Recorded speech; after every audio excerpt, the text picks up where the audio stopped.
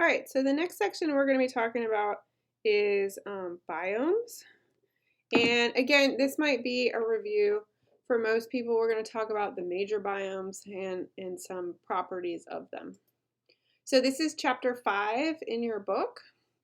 And I don't think this one will be confusing, but if there's anything you want clarification on, I strongly recommend that you read through the book.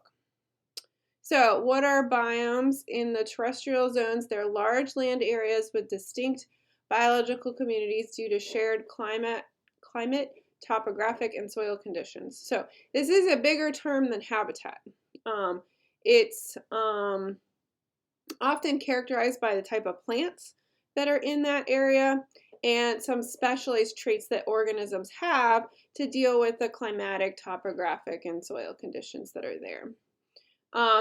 We have often the same biomes on different continents, and there's often what's called convergent evolution. So even though those species there might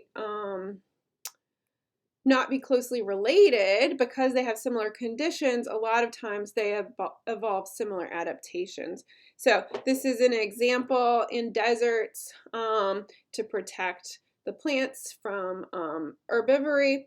A lot of times spines are helpful because in the desert, there's so little water that you really need to protect your tissue from being eaten by herbivores. And so cacti in North America have evolved to have spines, and euphorbia in Asia have also developed a very similar looking plant with spines as an adaptation to really dry desert biomes that occur on both continents. So for terrestrial biomes, the most important determinants are temperature and precipitation.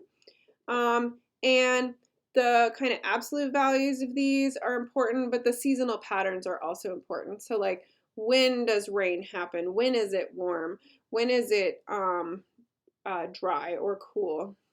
And then a lot of times biomes occur in latitudinal bands because of this temperature and precipitation. So you see certain latitudes that are one biome, and then as you go farther north, you get a different one, and you might see the same pattern on multiple continents.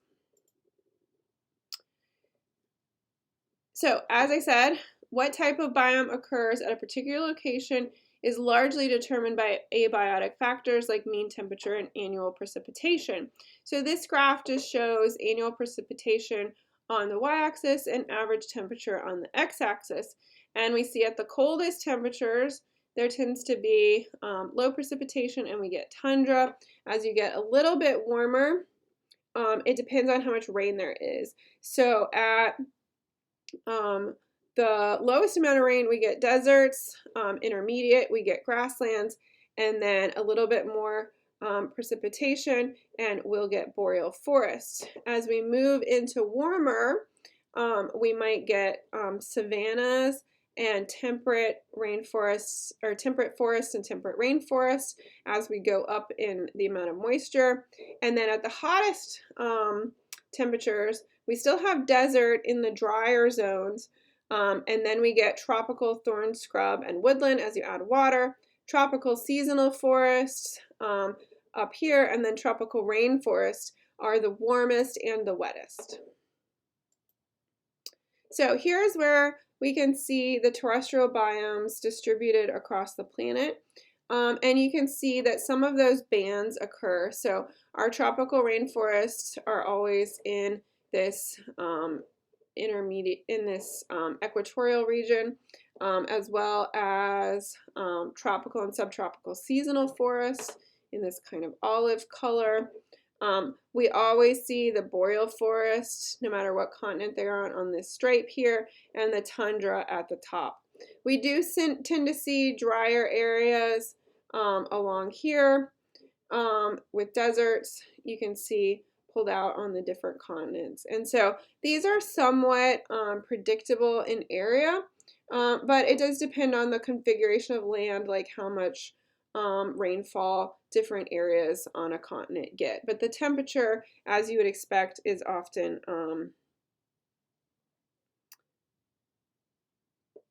kind of in regular patterns that you can see pretty easily.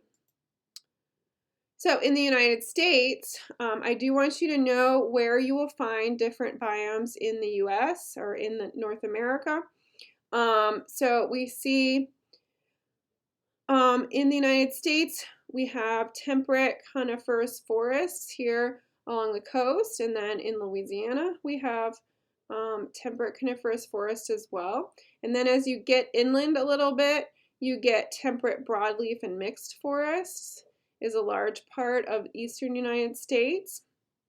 As we go more central, we have temperate grasslands and savannas. So it's drier here, and so we get more grasslands. And then as we go to the southwest, that's where most of our deserts are. And then we get these bands of temperate conifer forests.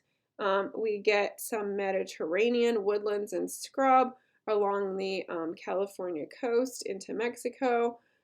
We get some temperate rainforest along the coast here. That's where we find redwood trees. They get a lot of rainfall and a lot of fog, so a lot of moisture coming in, and that's what allows these distinct communities to occur.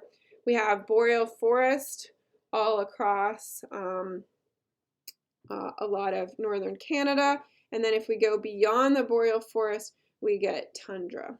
And then you'll see that there's some rock and ice in some places too.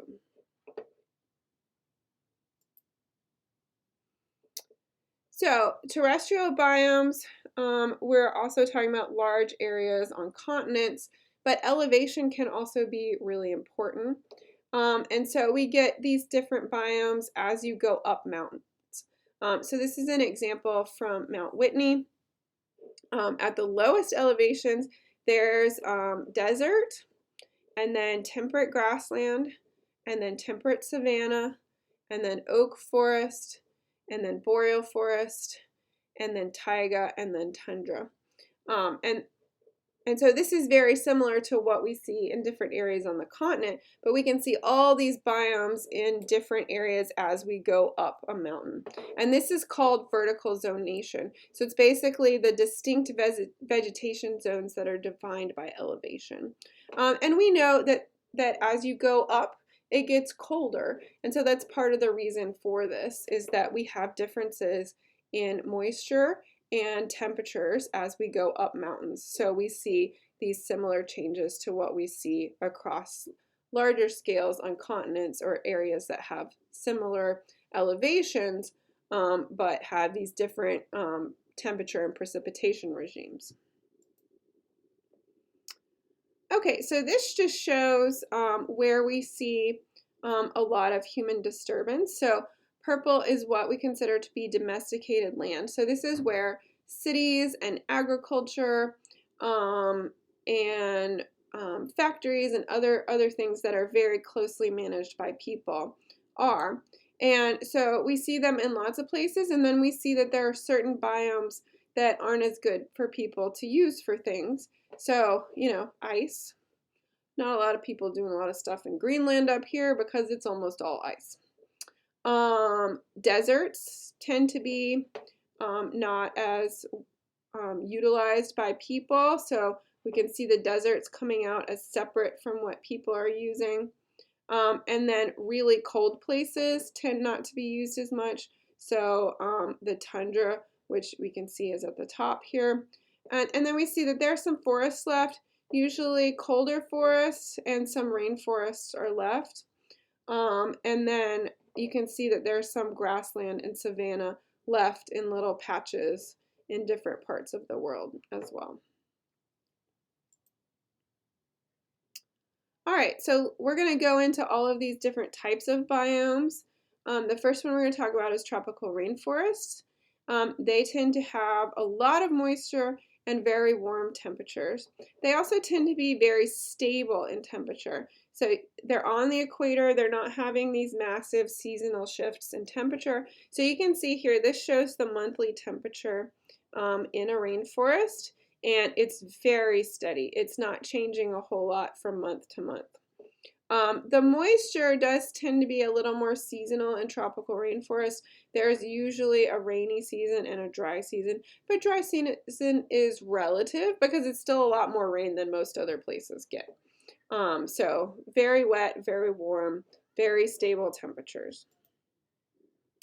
Rainforests tend to occur where there's more than 200 centimeters of rain per year, or 80 inches, and the temperatures are warm to hot year-round. We also get cloud forests, which are tropical rainforests on high mountains where there's a lot of fog and mist that keep the vegetation moist all the time. Tropical rainforests are one of the most complex and biologically rich biomes, which you probably knew already, and they're along the equator. So they have lots of species, lots of different interspecific interactions, lots of stuff going on in those ecosystems. In tropical rainforests, the soil tends to be very thin, acidic, and nutrient poor. Most of the nutrients are already in organisms. There's so much biomass of plants and animals and so many different species that when things die, they get decomposed and the nutrients get taken up very, very quickly, which is why it's so nutrient poor. There's so many plants, they've sucked out every bit of nutrient from that soil. We do know that there's a lot of deforestation currently occurring in tropical rainforests, but once you take the plants off, there's not a lot of nutrients to grow crops on. So it's very poor soil for agriculture. It's very prone to erosion. So it ends up not being very good for growing things. As I said, they have very high species diversity. 1/2 to 2/3 of all species of terrestrial plants and animals live in tropical forests. So that's like an astounding amount. And the plants are really important for the oxygen and carbon dioxide levels in the atmosphere. So the rainforests have so much plant biomass and they're growing so quickly that if we lose our rainforests, that's not good for our atmospheric greenhouse gases, which carbon dioxide is one, but also, you know, we like to breathe oxygen, so there's that. All right, I'm gonna stop here.